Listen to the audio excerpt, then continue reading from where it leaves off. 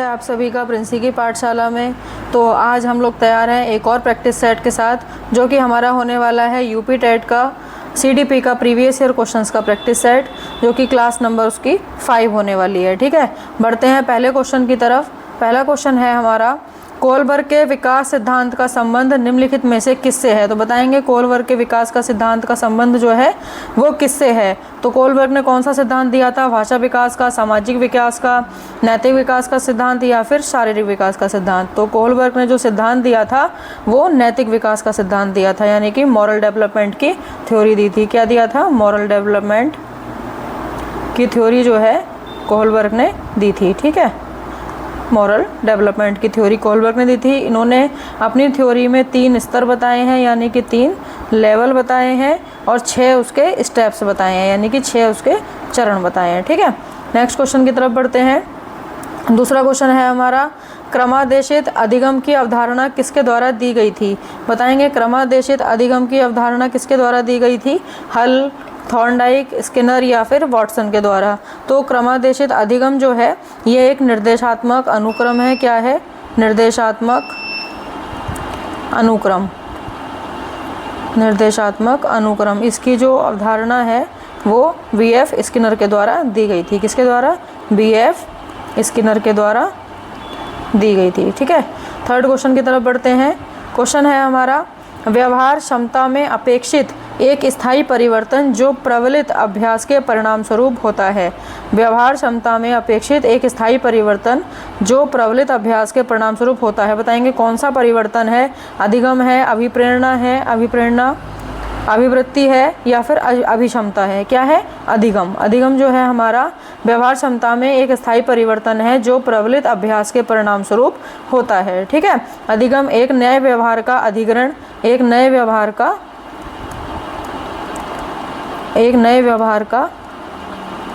अधिग्रहण है। क्या है, एक नए व्यवहार का अधिग्रहण है। ठीक है, नए व्यवहार का अधिग्रहण है।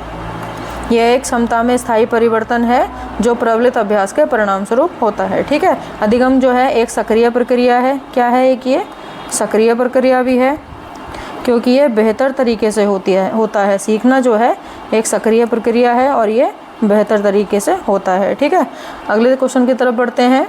अगला क्वेश्चन है हमारा, संज्ञान किस बुद्धि सिद्धांत का भाग है। बताएंगे संज्ञान जो है किस बुद्धि के सिद्धांत का भाग है। संज्ञान किसका है, प्रतिचयन सिद्धांत, समूह कारक, गिलफोर्ड का सिद्धांत या फिर द्रव और क्रिस्टीकलर का। तो संज्ञान जो है हमारा वो गिलफोर्ड का सिद्धांत है। किसका है, गिलफोर्ड का सिद्धांत है। ये एक बुद्धि में एक महत्वपूर्ण संरचना है, बुद्धि सिद्धांत में एक महत्वपूर्ण संरचना है। इसमें क्या है, इस सिद्धांत के अंदर कि व्यक्ति जो है एक दूसरे से अलग होता है। यह बात भी समझनी चाहिए हमें कि उसका व्यवहार जो है पर्यावरण के अनुसार जो है ढलता रहता है। ठीक है, नेक्स्ट क्वेश्चन की तरफ बढ़ते हैं। अगला क्वेश्चन है हमारा, 8 साल के सुधीर की मानसिक उम्र 10 साल है, यानी कि 8 साल का कोई बच्चा है सुधीर, उसकी मानसिक आयु जो है वो 10 साल है। उसका आईक्यू क्या है, आईक्यू पूछ रहा है कि आईक्यू कितना होगा। 8 साल के सुधीर का आईक्यू कितना होगा। आईक्यू कैसे निकालेंगे, मेंटल एज यानी कि मानसिक आयु, मेंटल एज, ये आईक्यू निकालने का फॉर्मूला है। आईक्यू बराबर mental as upon chronological age, chronological age यानी कि मानसिक आयु बटे वास्तविक आयु इंटू 100। कैसे निकालेंगे, मानसिक आयु कितनी है 10 साल और उसकी वास्तविक आयु कितनी है 8 साल, इंटू कर देंगे, गुणा कर देंगे 100 से, निकालेंगे कितना आएगा, 2 से भाग करेंगे तो कितना आ गया 25, 25 पंजे 125। यानी कि जो 8 साल का लड़का सुधीर है उसकी मानसिक आयु अगर 10 साल है तो उसका आईक्यू कितना है 125। इस फॉर्मूले की मदद से हम मानसिक आयु और वास्तविक आयु भी निकाल सकते हैं और आईक्यू भी निकाल सकते हैं। ठीक है, तो इस फॉर्मूले को याद रखेंगे। हिंदी में लिख देते हैं मानसिक आयु बटे वास्तविक आयु, ये बुद्धि लब्धि निकालने का सूत्र है, और गुणा में 100। ठीक है, अगले क्वेश्चन की तरफ बढ़ते हैं। अगला क्वेश्चन है हमारा, संवेग का कौन सा सिद्धांत संवेगात्मक अनुभव संवेगात्मक व्यवहार पर निर्भर करता है के विचार से संबंधित है। ये जो कथन है ये किसी का सिद्धांत है, बताएंगे किसका विचार है। जेम्स लैंग का सिद्धांत है, हाइपोथैलेमिक सिद्धांत है, सक्रियण सिद्धांत है या फिर प्रेरण सिद्धांत है। तो ये जो है जेम्स लैंग का सिद्धांत है, ये आपको याद करना पड़ेगा, इंपॉर्टेंट मार्क करके रखेंगे, ठीक है। कथन वाली हम एक क्लास करेंगे। नेक्स्ट क्वेश्चन की तरफ बढ़ते हैं। अगला क्वेश्चन है, किसी इच्छा या आवश्यकता के अवरुद्ध होने से उत्पन्न होने वाला भावनात्मक तनाव कहलाता है, क्या कहलाता है। किसी यानी कि हमारी कोई इच्छा पूरी नहीं हुई है या हमारी कोई ज़रूरत पूरी नहीं हुई है, तो वो जो हमें इमोशनल तनाव होगा, स्ट्रेस होगा, उसको हम क्या कहेंगे। संघर्ष कहेंगे, चिंता कहेंगे, कुंठा कहेंगे या फिर क्रोध कहेंगे। तो इसको हम बोलते हैं कुंठा। कुंठा क्या होता है।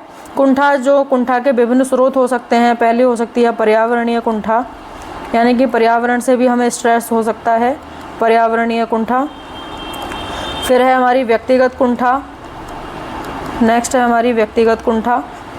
थर्ड है हमारी प्रतियोगिता से संबंधित, यानी कि हम किसी से कंपेयर कर रहे हैं, बच्चा किसी से स्कूल में कंपेयर कर रहा है तो उसे जो है कंपटीशन करते टाइम स्ट्रेस हो सकता है ना। और संबंधन यानी कि किसी से रिलेशन बनाने में भी उसको कुंठा स्ट्रेस हो सकता है। तो इस प्रकार ये हम कह सकते हैं कि आवश्यकता के अवरुद्ध जो होने वाला एक भावनात्मक तनाव है, यानी कि इमोशनल जो एक स्ट्रेस है, उसको हम कुंठा कहते हैं, ठीक है।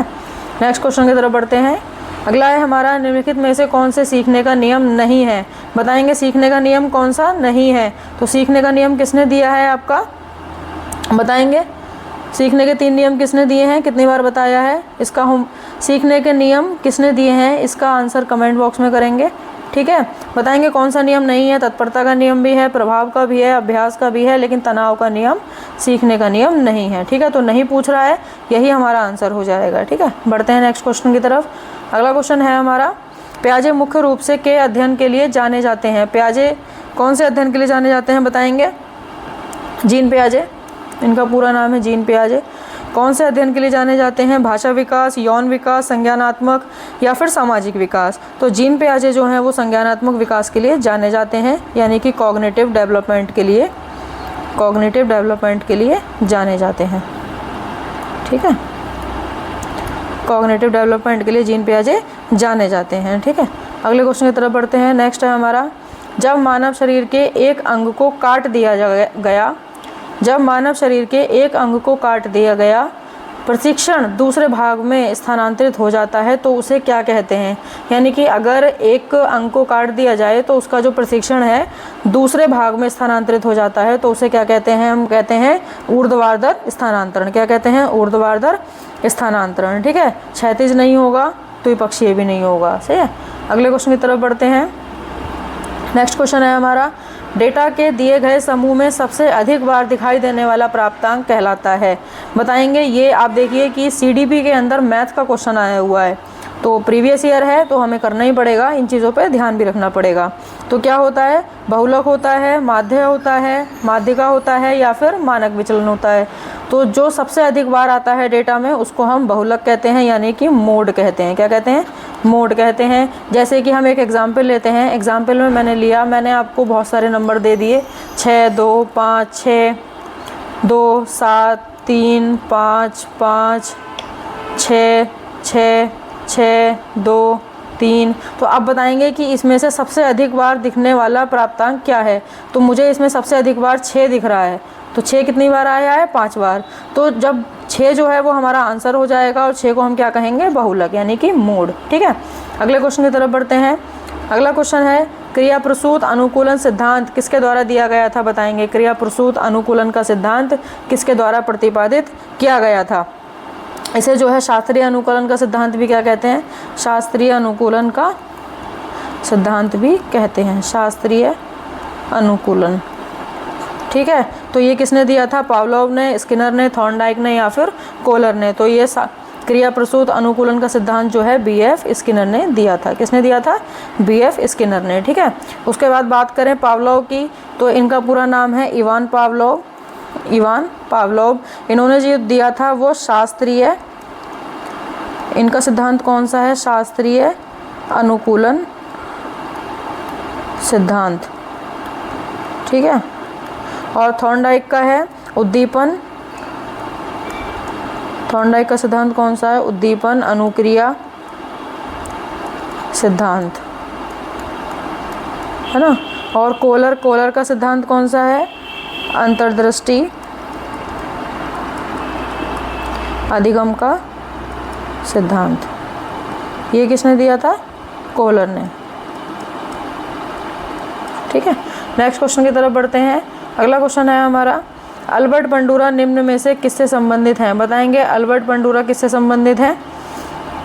सामाजिक अधिगम सिद्धांत से, व्यवहारवादी संज्ञानात्मक विकास का सिद्धांत, या विकास का मनोवैज्ञानिक सामाजिक सिद्धांत? बताएंगे किससे संबंधित है अल्बर्ट बंडूरा? तो अल्बर्ट बंडूरा ने जो दिया था वो सामाजिक अधिगम सिद्धांत का प्रस्ताव दिया था। ठीक है, नेक्स्ट क्वेश्चन की तरफ बढ़ते हैं। अगला क्वेश्चन है हमारा, मानसिक आयु की अवधारणा किसने दी? बताएंगे मानसिक आयु के बारे में किसने बताया था? मानसिक आयु के बारे में यानी कि मेंटल एज के बारे में किसने बताया था?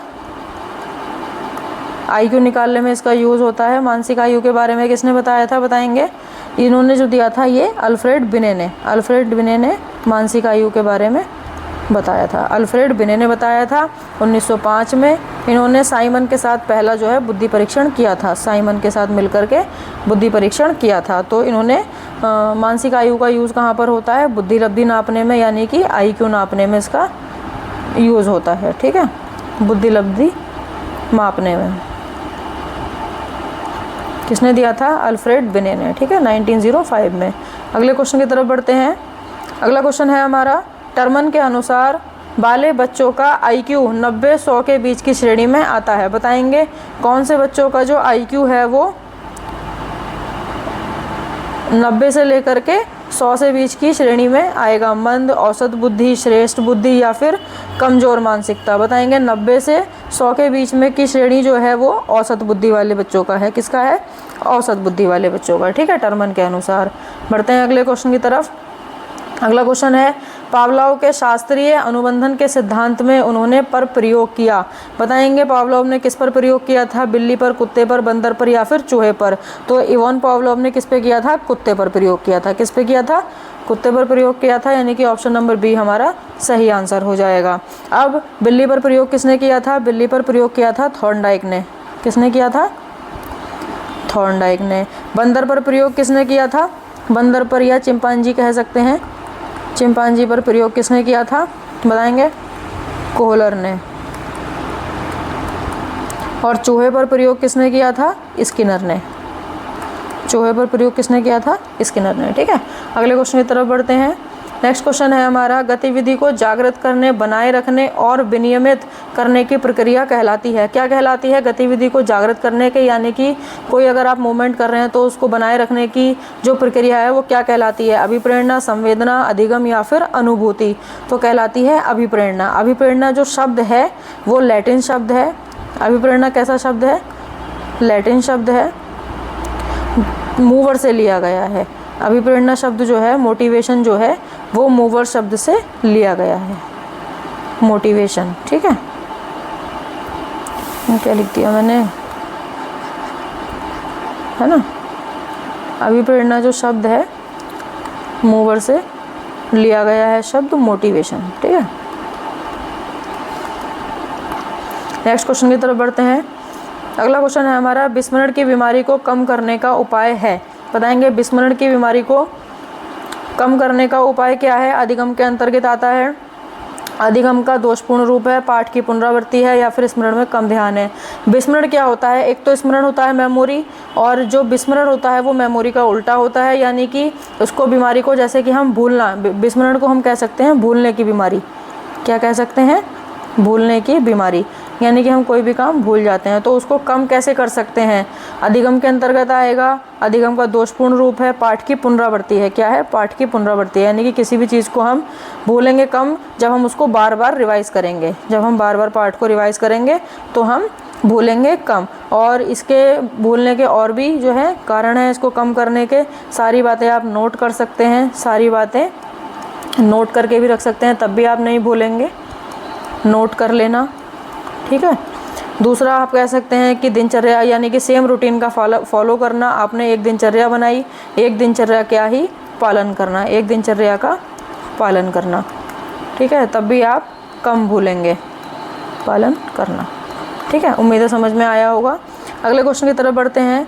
नेक्स्ट क्वेश्चन है हमारा, क्रोध और भय एक प्रकार का क्या है, बताएंगे। क्रोध और भय, गुस्सा और डर क्या है, अभिप्रेरणा है, संवेग है, परिकल्पना है या फिर मूल प्रवृत्ति है। तो गुस्सा और डर जो है वो हमारा एक इमोशन है।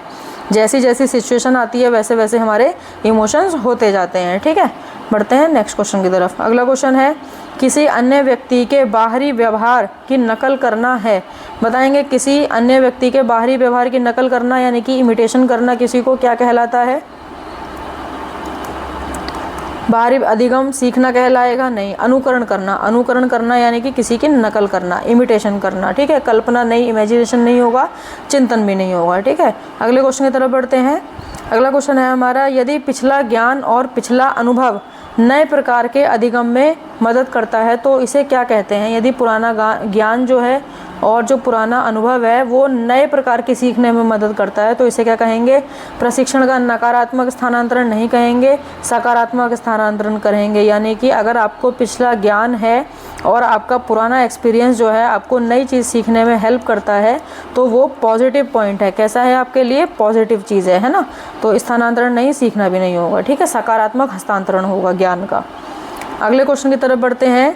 अगला क्वेश्चन है हमारा, जो अर्जित किया गया है उसे बनाए रखने, जो अर्जित किया गया है उसे बनाए रखने या याद करने में सक्षम होने में विफल होना है, क्या है, बताएंगे। सक्षम होने में विफल होना क्या है, विस्मरण। यानी कि आपने जो याद किया है और फिर आप उसे याद नहीं रख पा रहे हैं यानी कि भूल जा रहे हैं तो फिर भूलने की प्रवृत्ति क्या है, विस्मरण। ठीक है, अगले क्वेश्चन की तरफ बढ़ते हैं। नेक्स्ट है हमारा, भाटिया बैटरी का प्रयोग निम्न में से किसको मापने के लिए किया जाता है, बताएंगे।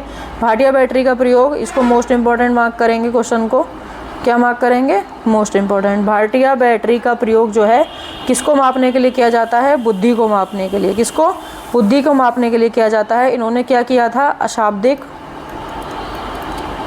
अशाब्दिक बुद्धि परीक्षण, इन्होंने अशाब्दिक बुद्धि का परीक्षण किया था। ठीक है, 1995 में, 1995 में। ठीक है, अगले क्वेश्चन की तरफ बढ़ते हैं। अगला क्वेश्चन है हमारा, हॉल का सिद्धांत निम्नलिखित में से किसकी व्याख्या करता है, बताएंगे। हॉल ने किसकी व्याख्या की थी, बुद्धि की प्रकृति या फिर अधिगम में प्रेरणा की भूमिका, मूल्यों का विकास या फिर किशोरों का मनोविज्ञान। तो हॉल जो हैं फेमस ही इसी चीज़ के लिए हैं, हॉल कह सकते हैं या हल कह सकते हैं, किशोरों के मनोविज्ञान के लिए। इनकी बुक का नाम है किशोरावस्था, किशोरावस्था इनकी बुक का नाम है। ठीक है, बुक इंग्लिश में कहते हैं उसको एडोलेसेंस, एडोलेसेंस इनकी बुक का नाम है। ठीक है, अगले क्वेश्चन की तरफ बढ़ते हैं। नेक्स्ट क्वेश्चन है हमारा, मानव व्यक्तित्व के मनोलैंगिक विकास पर किसके द्वारा बल दिया गया है, बताएंगे। मानव व्यक्तित्व के मनोलैंगिक विकास पर किसके द्वारा बल दिया गया है, कोमेनियस, हॉल, हॉलिंगबर्थ या फिर फ्रायड। तो मनोलैंगिक के विषय में जो बात की है वो फ्रायड ने की है। किसने की है, फ्रायड ने। फ्रायड का पूरा नाम क्या है, सिगमंड फ्रायड। ठीक है, सिगमंड फ्रायड ने बात की है, व्यक्तित्व के विकास संबंधी जो है पहलुओं पर जोड़ दिया है इन्होंने। ठीक है, अगले क्वेश्चन की तरफ बढ़ते हैं। नेक्स्ट है हमारा, मनोविज्ञान की प्रथम प्रयोगशाला किसके द्वारा स्थापित की गई थी। सबसे पुराना, सबसे इम्पोर्टेंट और मोस्ट फेमस क्वेश्चन है, 3 स्टार मार्क करेंगे। ठीक है, तो बताएंगे मनोविज्ञान की प्रथम प्रयोगशाला किसके द्वारा स्थापित की गई थी। W Wundt, Sigmund Freud, Pavlov या फिर वाटसन। तो विलियम वुंट, इनको विल्हेम वुंट भी बोलते हैं और विलियम वुंट भी बोलते हैं। विलियम वुंट ने जो है आपकी 1879 में जर्मनी के लिपजिंग शहर में, 1879 में जर्मनी के लिपजिंग शहर में जो है मनोविज्ञान की पहली जो है प्रयोगशाला स्थापित की थी। ठीक है, अगले क्वेश्चन की तरफ बढ़ते हैं। नेक्स्ट है हमारा, गेस्टाल्ट मनोविज्ञान के संस्थापक कौन है, बताएंगे। गेस्टाल्ट मनोविज्ञान के संस्थापक कौन है। फ्रांज ब्रेटानो, मैक्स बर्दाइमर, एडगर रूबिन या फिर कुर्ट लेविन। तो गेस्टाल्टवाद के जो हैं वो मैक्स बर्दाइमर है। गेस्टाल्टवाद का जो सिद्धांत दिया था संस्थापक थे वो मैक्स बर्दाइमर थे। ठीक है, इनके अलावा कोहलर, कोफका और लेविन यानी कि कुर्ट लेविन ने भी इनका साथ दिया था लेकिन जो संस्थापक हैं वो यही हैं। इन तीनों ने भी गेस्टाल्टवाद पर अध्ययन किया था, लेकिन संस्थापक कौन है? मैक्स वर्दाइमर। ठीक है, अगले क्वेश्चन की तरफ बढ़ते हैं। नेक्स्ट क्वेश्चन है हमारा, समेकन सिद्धांत निम्नलिखित में से किससे संबंधित है? बताएंगे समेकन सिद्धांत किससे संबंधित है? अधिगम से, प्रेरणा से, स्मृति से या फिर रचनात्मकता से? तो समेकन सिद्धांत जो है वो स्मृति यानी कि मेमोरी से संबंधित है। किससे? मेमोरी से संबंधित है। ऑप्शन नंबर सी हमारा सही जवाब हो जाएगा। ठीक है, नेक्स्ट क्वेश्चन की तरफ बढ़ते हैं। अगला है हमारा, क्षेत्र सिद्धांत का योगदान है। बताएंगे क्षेत्र सिद्धांत का योगदान क्या है? व्यवहारवादी, संरचनावादी, मनोविश्लेषक या फिर गेस्टाल्टिस्ट? तो क्षेत्र सिद्धांत जो है वो गेस्टाल्टिस्ट का योगदान है। ठीक है, क्षेत्र सिद्धांत में गेस्टाल्टिस्ट का योगदान है। ठीक है, अगले क्वेश्चन की तरफ बढ़ते हैं। नेक्स्ट है हमारा, अंतर्दृष्टि द्वारा सीखना किसके द्वारा प्रतिपादित किया गया था? बताएंगे अंतर्दृष्टि सिद्धांत जो है द्वारा सीखना किसके द्वारा प्रतिपादित किया गया था? थॉर्नडाइक, कोहलर, पावलोव या फिर बुद्धबर्थ? तो बताएंगे इस क्वेश्चन का आंसर जो है आप कमेंट बॉक्स में देंगे। ये हमारे 30 क्वेश्चंस का प्रैक्टिस सेट था जो कि यूपी टेट की सीडीपी के लिए मोस्ट इम्पॉर्टेंट है। तो आप लास्ट क्वेश्चन का आंसर जो है कमेंट बॉक्स में देंगे। होमवर्क के लिए आपको छोड़ते हैं। ठीक है, अंतर्दृष्टि का सिद्धांत किसने दिया था? यानी कि इसको सूझ का सिद्धांत भी कहते हैं। क्या कहते हैं? सूझ का सिद्धांत भी हम इसको कहते हैं। तो बताएंगे ये सिद्धांत किसने दिया था? कमेंट बॉक्स में आंसर देंगे, है ना। और कैसी लगी वीडियो प्लीज़ ज़रूर बताएंगे। मिलते हैं नेक्स्ट वीडियो में, एक कमेंट ज़रूर करेंगे। ठीक है, धन्यवाद।